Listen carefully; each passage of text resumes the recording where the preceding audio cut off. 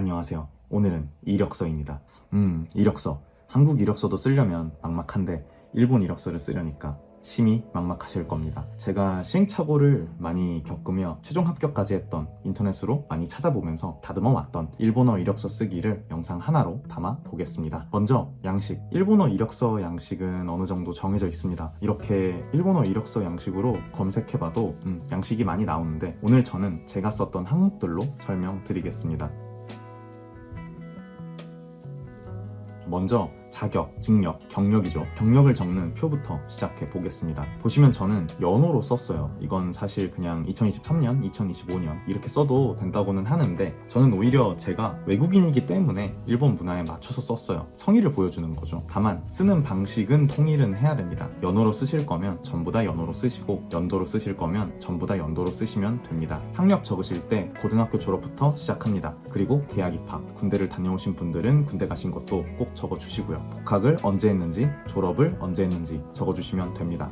그리고 경력을 적습니다. 기업 이름만 냅다 적으면 일본인들 입장에서 어떤 회사인지 알기 힘들 것 같아서 저는 옆에 어떤 회사인지도 간단히 적었습니다. 그리고 밑에 어느 부서, 어느 팀이었는지 적고, 옆에 맡았던 직무를 정말 간단히 적어줍니다. 그리고 밑에 퇴직을 언제 했는지 월까지 적어주시면 됩니다. 주의할 점은 퇴사보다는 퇴직이라고 적어주세요. 한국말이랑 다르게 일본에서 퇴사라는 단어는 한국어에서 퇴근처럼 그냥 그날 퇴근했다, 그날 집에 갔다, 이런 의미로도 쓰인다고 해요. 그래서 이력서 경력을 적을 때 퇴직이라는 한자어를 좀 더 선호한다고 하네요. 그리고 다녔던 회사를 다 적었으면 밑에 꼭 이상을 한자로 적어줍니다. 또한 이력서를 다운받으시면 저 표가 엄청나게 길 거예요. 그래서 꼭 본인의 학력과 경력을 다 적어주신 다음에 남은 칸은 삭제해 주셔야 됩니다. 서류의 기본은 깔끔해야 되는 거니까요. 그 다음에 자격과 수상입니다. 사실 JPT 점수도 오래됐지만 있긴 해서 쓰고 싶었는데 그냥 뺐습니다. JLPT N1이 있으니까요. 그리고 수상한 것은 제가 2024년 6월에 받은 저 상이 제가 느끼기에는 정말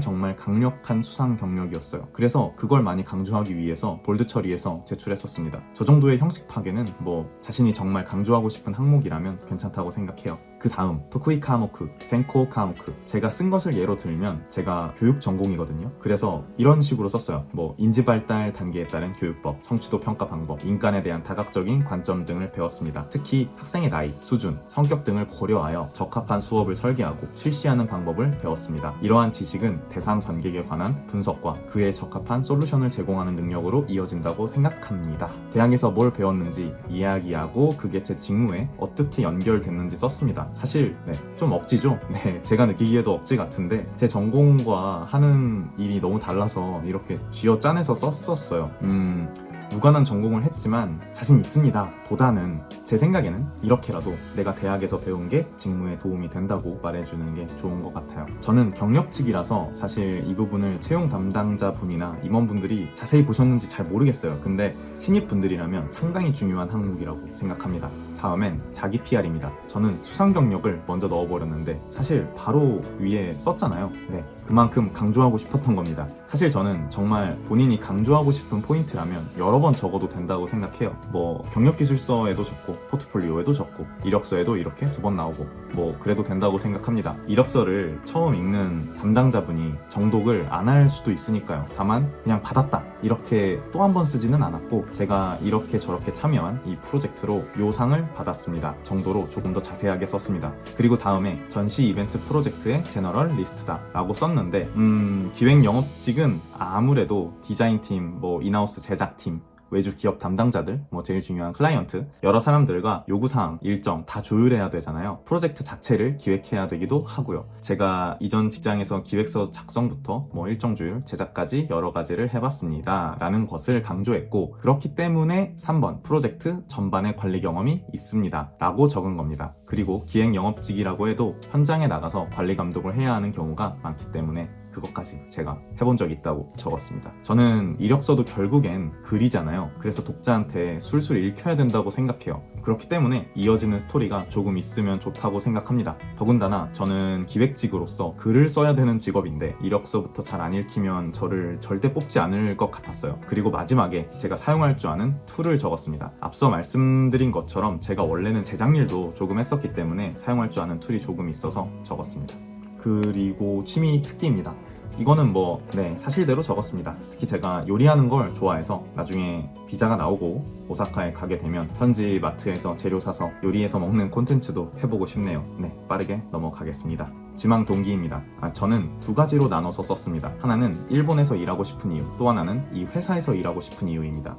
제가 이것저것 다른 양식도 많이 봤었는데 왜 일본에서 일하고 싶나요가 그냥 양식에 있는 경우도 있어요. 그래서 저는 그걸 지망 동기 안에 넣어놨습니다. 꼭 필요한 항목이라고 생각을 했기 때문에. 먼저 왜 일본에서 일하고 싶은가는 크게 세 가지로 썼는데요. 첫 번째로 해외에서 일하고 싶었다. 해외에 도전하고 새로운 문화를 겪으며 더 나은 기획자가 되고 싶다. 두 번째로 해외 국가 중에 일본 기업의 작업물들에서 영감을 많이 받았다. 디테일에 크게 신경 쓰는 작업물에서 레퍼런스를 많이 얻었고 그래서 일본 기업에서 일하고 싶다고 생각하게 됐다. 그리고 세 번째는 일본어 공부를 해왔고 그 능력을 활용하고 싶다고 했습니다. 저번 면접 영상에서 말한 거랑 사실 비슷하지만 조금 다르게 썼습니다. 직무와 역량과 관계지어서 일본에서 일하고 싶은 이유를 다 말하고 난 다음에 마지막에 디지몬 좋아한다고 말했다고 했잖아요, 면접에서. 저는 면접에서는 약간의 유머는 좋다고 생각합니다. 하지만 이력서는 조금 다르죠. 그런 건 이력서에는 적지 않는 게 좋다고 생각합니다. 다음엔 왜 이 회사를 지망했는가? 어렵죠. 네. 이건 늘 어렵다고 생각합니다. 하지만 꽤 중요한 항목이라서 생각해서 열심히 적으셔야 됩니다. 저는 일단 이 업계의 매력을 썼어요. 예를 들면 전시 분야의 매력은 발전 가능성이라고 생각합니다. 라고 시작해서 왜 발전 가능성이 크다고 생각했는지 적어줬습니다. 그 다음에 앞에서 말했던 내가 생각하는 이 분야의 매력을 기사에서 멋지게 구현하고 있다고 생각한다 라고 썼습니다. 네, 여기서도 저는 이런 스토리, 좀 이유가 있고 결과가 있는 이런 식으로 글을 좀 쓴 것 같아요. 그리고 이 회사의 작업물들이 홈페이지에 있잖아요. 그 작업물들 중에서 예시까지 들면서 써주시면 저는 더 좋다고 생각합니다. 여기까지 본론은 끝났지만 조금 자잘한 팁이랄까요?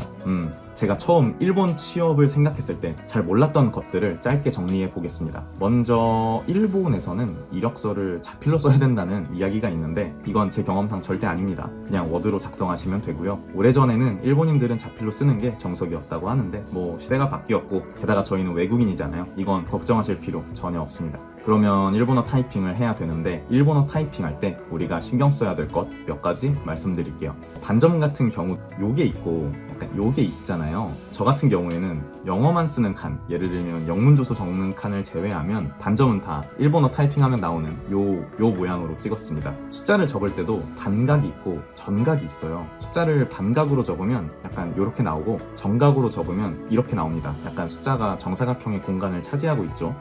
저는 이거를 어떨 땐 반각으로 쓰고 정각으로 썼던 것 같아요. 그냥 그때그때 제가 보기 예쁜 걸로 했었는데 찾아봐도 어디서는 정각, 어디서는 반각이라고 해서 혹시 정답을 아신다면 댓글로 알려주시면 감사하겠습니다. 다만 지금 생각해보면 뭘로 쓰건 통일하는 게 중요하지 않나. 그러니까 반각으로 쓸 거면 다 반각으로 쓰고 정각으로 쓸 거면 다 정각으로 쓰는 게 낫지 않나 생각됩니다. 그럼 이력서에 대한 제 경험을 한번 공유해 봤습니다. 모두 화이팅 하시기 바랍니다. 그럼 이만.